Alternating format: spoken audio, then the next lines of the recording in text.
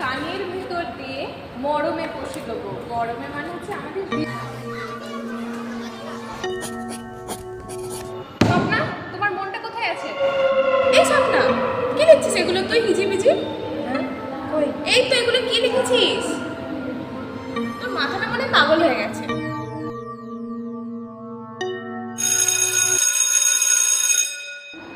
এই তোরা তো বাথরুম যাবি, চলে যাই।